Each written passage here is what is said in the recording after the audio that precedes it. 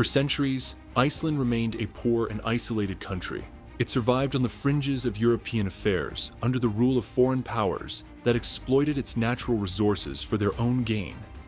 Today, it boasts a higher GDP per capita than most global powers and ranks third in the world for the HDI. Yet behind its remarkable wealth lies a shocking economic collapse, one that would have destroyed most nations. Instead, this small island nation managed to turn the crisis around and emerge stronger than ever before.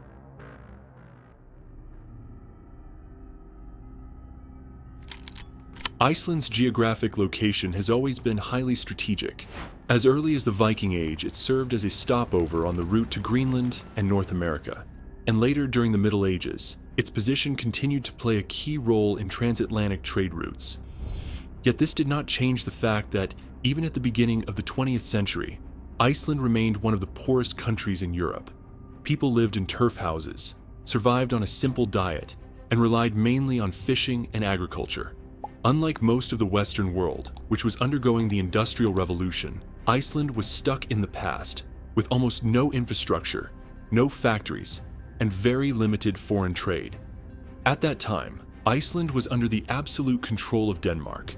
Although the island had its own culture and language, political and economic power were entirely subordinate to Copenhagen. This was followed by the Danish-Icelandic Act of Union, under which Iceland was recognized as an independent state, but it was still heavily influenced by Denmark. However, when World War II broke out, something completely unexpected happened. The small island in the middle of the Atlantic Ocean suddenly found itself in the spotlight of the great powers. The United Kingdom feared that Germany might use Iceland's strategic position to seize control of the North Atlantic. Those fears were justified. German forces had occupied Denmark in just a single day, and since Iceland was still formally tied to Denmark, there was a real danger that it would share the same fate. To prevent that, the British acted quickly and launched a preemptive invasion.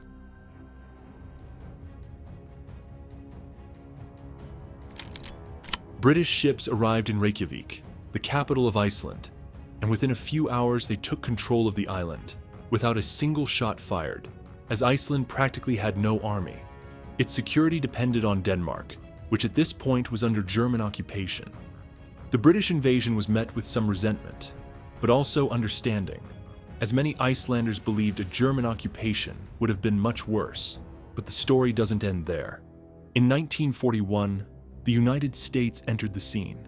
Although officially still neutral, President Roosevelt agreed to have American troops take over the defense of Iceland, allowing British forces to be deployed elsewhere.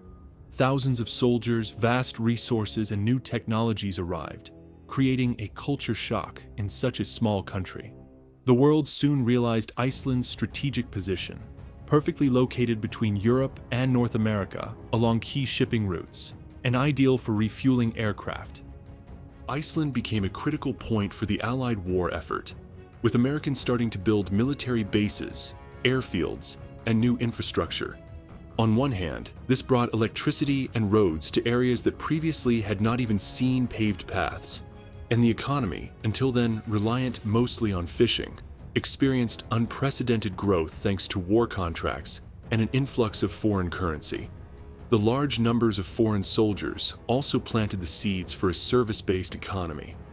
On the other hand, many soldiers formed relationships with local women, which led to social tensions, as some Icelanders saw this as a threat to their national identity and traditional values. In 1944, while Europe was still engulfed in war and the Danish-Icelandic Act of Union had expired, Icelanders took the opportunity to declare independence from Denmark. A referendum showed overwhelming support for the founding of a republic, and Svein Björnsson was appointed the first president of the new Republic of Iceland.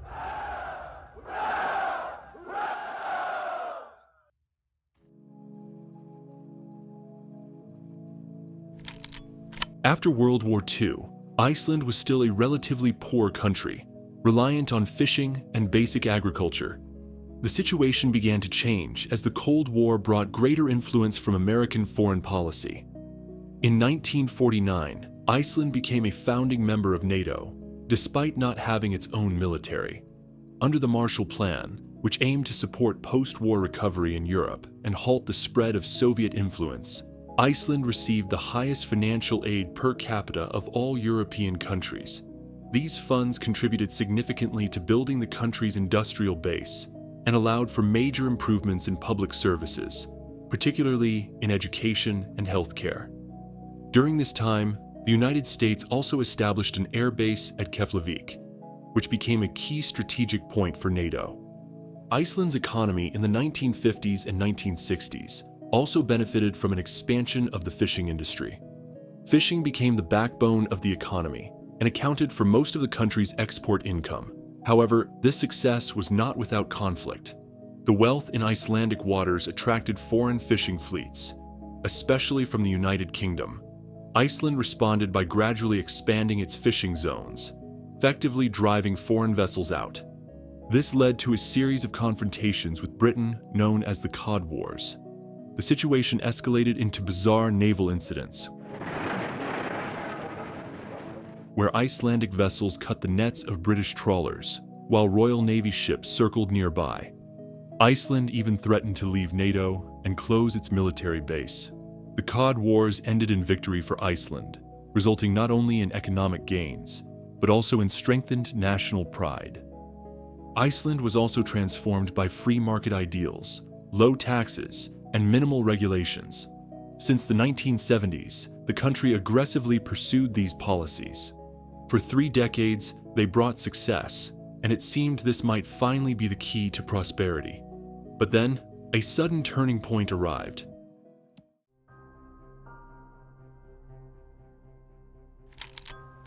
In the 1990s, Iceland privatized its largest banks. These banks rapidly expanded, borrowing large sums abroad and attracting investors with high interest rates. Ultimately, their debts far exceeded the capacity of the Icelandic economy. When the global financial crisis struck in 2008, the banks could no longer repay their debts. All 3 major Icelandic banks, Kaupthing, Landsbanki, and Glitnir, were nationalized.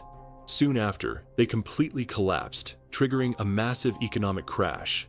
The value of the Icelandic krona halved, and property prices and citizens' net wealth dropped by 1/3 overnight.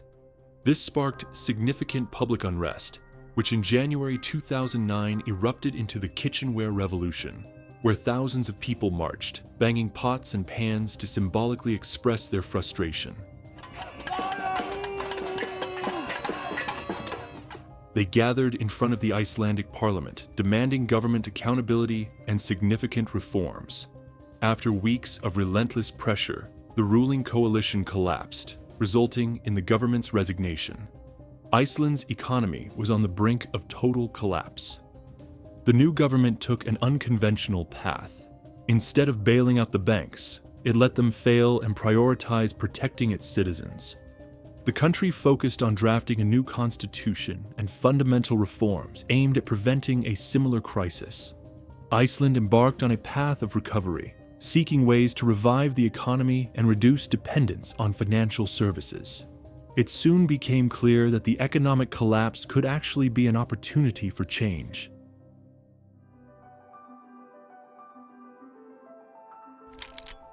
Iceland lost half of its currency value, making the country more affordable. At the same time, air travel became more accessible. Iceland has long been and remains a top destination for travelers seeking to explore geysers, active volcanoes, glaciers, stunning waterfalls, and black sand beaches. Major attractions also include the chance to see the northern lights, whales, and geothermal spas such as the Blue Lagoon. It was at this point that Iceland became an attractive tourist destination.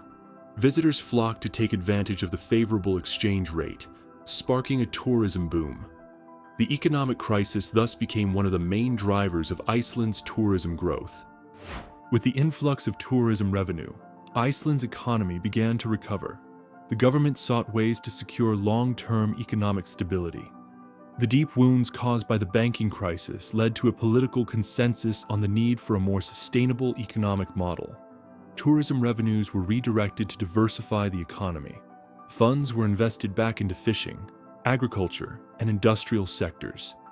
This strategy proved highly successful, and the overall outcome is often regarded as an economic miracle.